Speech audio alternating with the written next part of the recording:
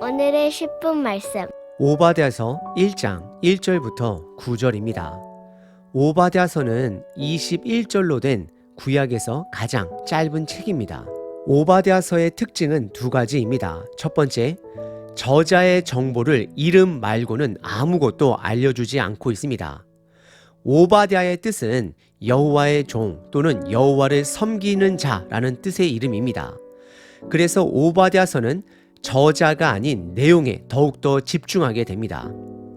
두 번째 특징은 오바댜서는 야곱의 형 에서 족속인 에돔에 대한 심판에 초점을 가지고 있습니다.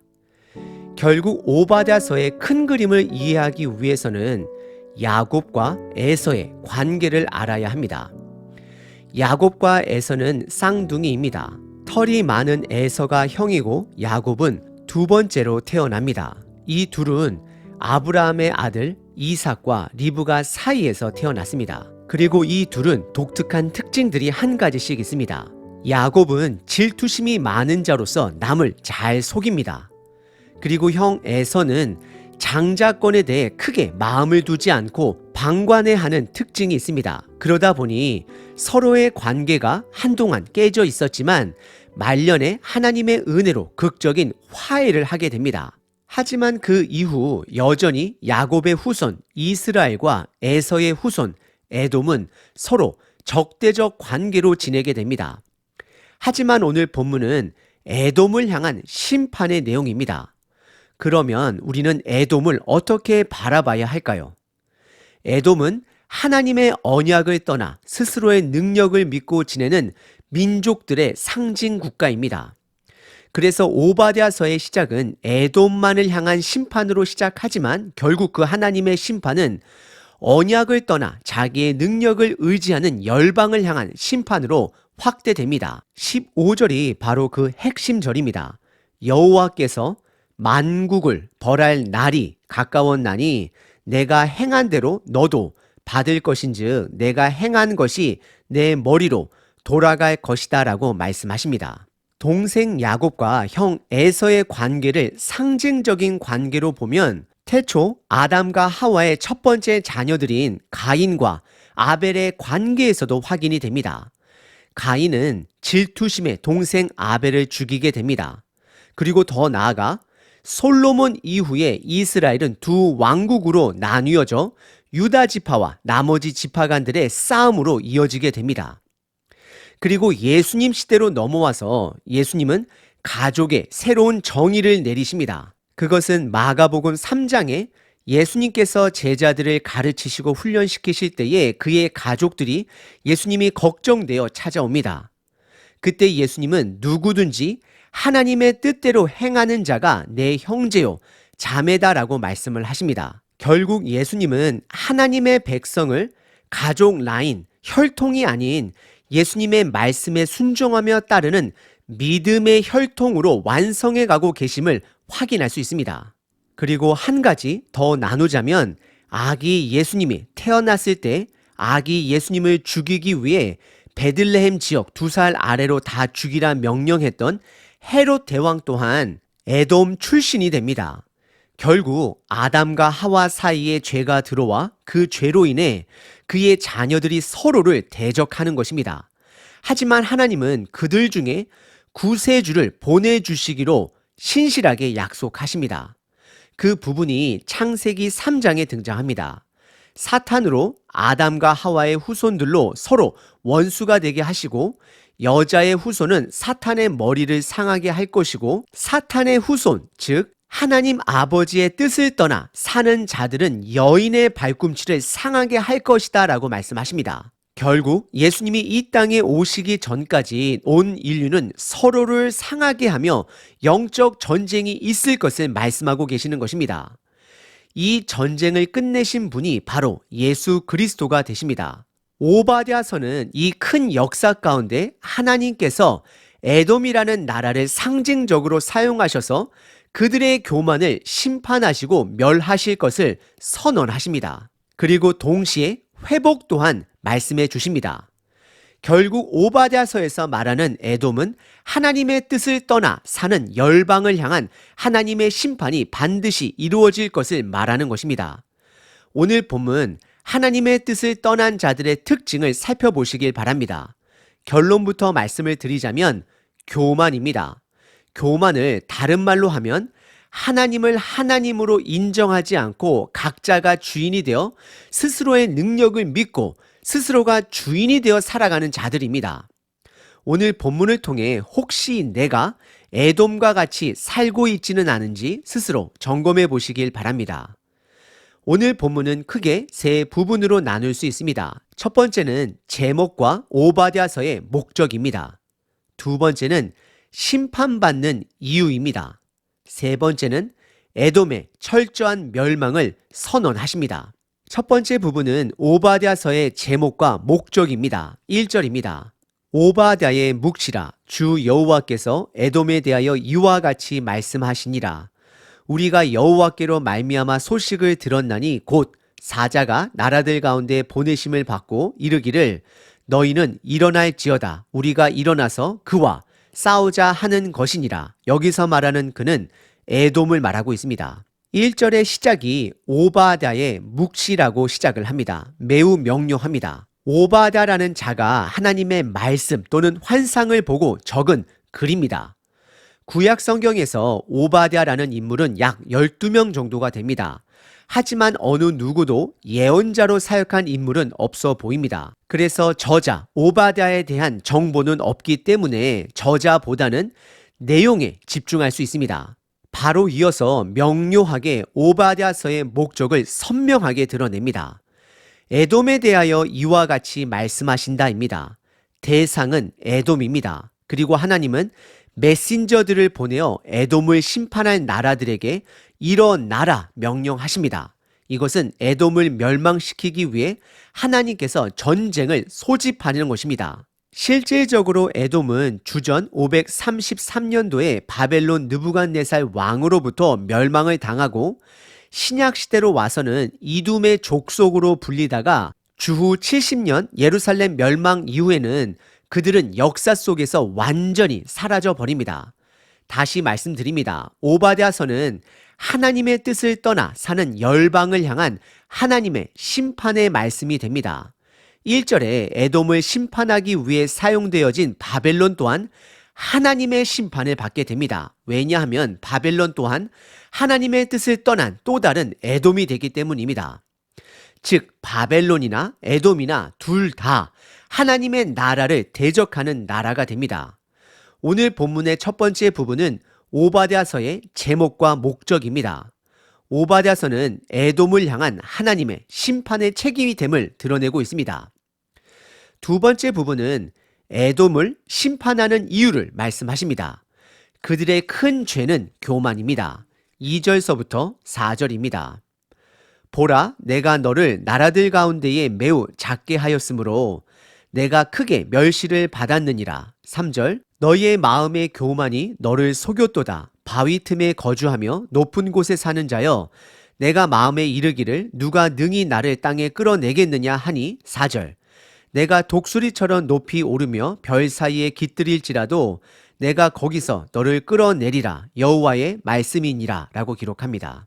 2절에 하나님께서 에돔을 작게 하여 그들로 하여금 주변 나라들에게 멸시를 받게 하신다라고 말씀하십니다.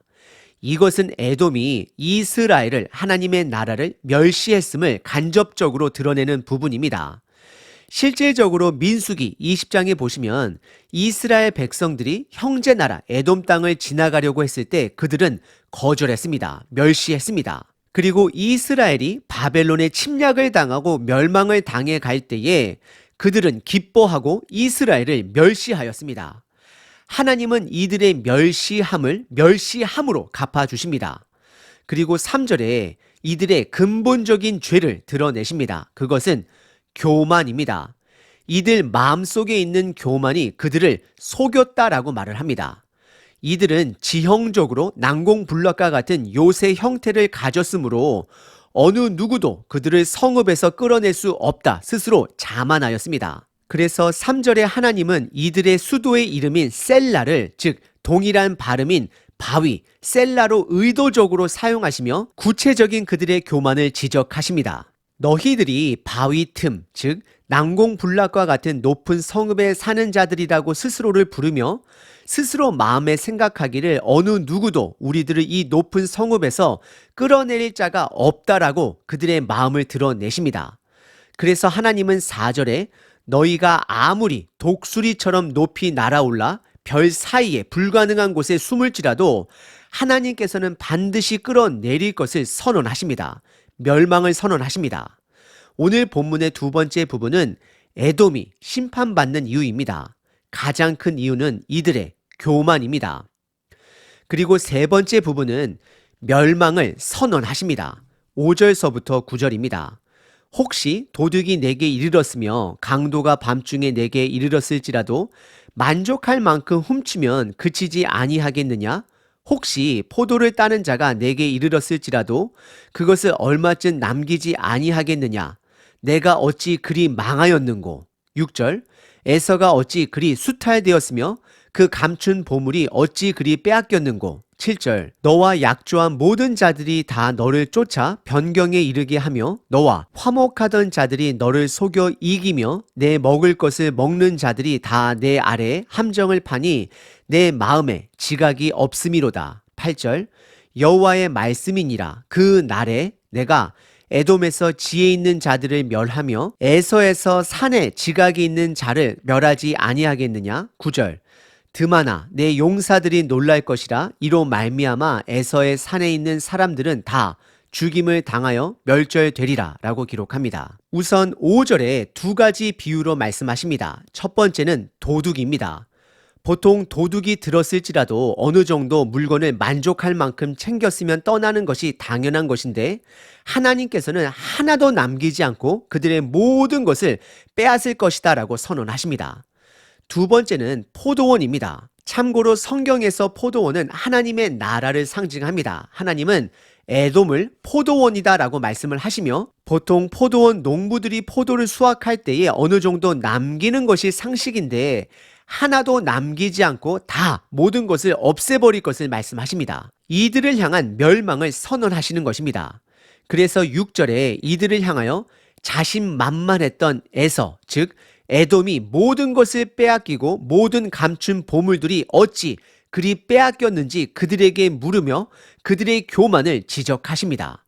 그리고 7절은 그동안 에돔과 동맹을 맺었던 다양한 주변 국가들이 에돔을 등지게 될 뿐만 아니라 에돔을 속여 그들을 침략하게 될 것을 말씀하십니다. 역사적으로 에돔은 바벨론을 도와 여러 전쟁을 다닐 때가 있었습니다. 하지만 결국 그들은 바벨론에게 멸망을 당하게 됩니다. 그리고 8절에 그 날을 강조하시며 심판의 날에 스스로 지혜 있는 자들을 멸하실 것이고 스스로 용맹한 용사들조차 놀라며 멸망당할 것을 선언하십니다. 오늘 본문의 세 번째 부분은 멸망을 선언하십니다. 오늘 본문의 시작은 하나님으로부터 계시를 받은 오바댜 선지자가 에돔을 향한 하나님의 심판의 말씀을 전달합니다. 이 에돔은 결국 하나님의 뜻을 떠나 사는 모든 열방 민족을 말합니다. 그리고 그 심판의 이유는 교만입니다. 스스로 주인이 되어 높아진 것입니다. 하나님을 인정하지 않는 것입니다. 하나님을 신뢰하지 않아 결국 그들이 신뢰하는 것으로 인해 멸망당하게 될 것을 선언하십니다. 결국 교만은 하나님을 하나님으로 인정하지 않는 것입니다. 반대로 겸손은 하나님을 하나님으로 인정하는 것입니다. 여러분들은 하나님을 인정하시나요? 내 삶 속에 극심한 고난 속에서도 하나님의 주권을 인정하시고 인내하시나요? 나에게 너무나도 기쁘고 감사한 일이 있을 때에 하나님의 주권을 인정하며 그분께 감사를 드리시나요? 내가 겸손할 때 하나님이 나를 통해 그분의 주권, 하나님의 영광을 드러낼 수 있는 것입니다. 우리 삶의 운전대를 이제는 예수님께 드려야 합니다. 사실 아수르와 바벨론에 멸망한 이스라엘은 또 다른 에돔이 됩니다. 그들 또한 교만했기 때문에 하나님의 심판을 받은 자들입니다. 지금 이 현대 사회도 마찬가지입니다. 내가 교회를 다닌다고 그것이 나를 구원시켜 주는 것은 아닙니다. 성경 공부를 하루에 10시간씩 한다라고 해서 그 자체가 나를 구원시켜 주는 것이 아닙니다. 내 삶 속에 하나님을 하나님으로 인정할 때, 겸손할 때 하나님이 동행해 주실 것입니다. 오늘 하루도 겸손히 하나님이 하나님됨을 순종으로 인정하시는 하루 되시길 바랍니다. 365일 기도문입니다. 잠언 19장. 여호와를 경외하는 것은 사람으로 생명에 이르게 하는 것이라. 경외하는 자는 족하게 지내고 재앙을 당하지 아니하느니라. 하나님 아버지, 오늘도 나의 아버지가 되어주심에 감사드립니다. 나의 입술이 주님을 향한 사랑을 고백합니다. 이 세상의 것들을 두려워하며 섬기지 말게 하소서.